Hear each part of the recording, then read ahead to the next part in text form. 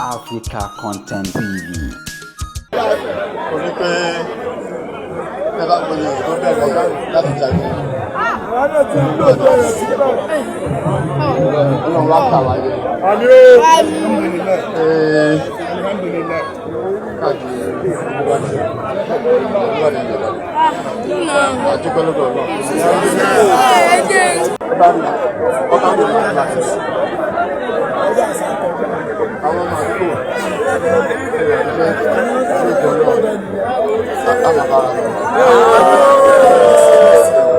Gbogbo àwọn tó yẹ pé wọ́n ti wà dìbò òfin kan ní ó dàkúrò lọ́dún tó wà ní àìsàn.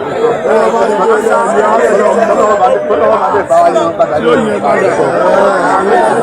Wọ́n ní méjèèjì ní ọdún àdúgbà tí wọ́n jẹ́ lè ráyè wájú kan náà.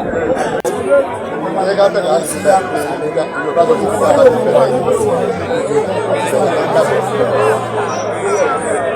ilé àrùsà 1993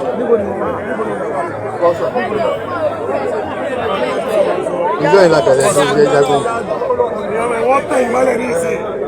wọ́n dẹ̀ fi àwọn àfáà pé kí a bá àjàdúrà fún àwọn tí wọ́n ti ká gbọ́dà láti gbà náà tó sábà wò ó lásìkò bá náà ìdáni wà láyé òdùlọ ọlọ́dún wà láyé òdùlọ bàbá wa ẹ̀dùnkú wà láyé òdùlọ.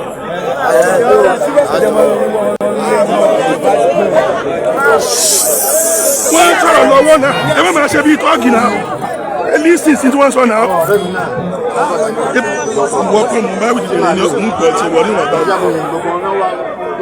kódà akálà ní oṣù ọlọ́pàá ní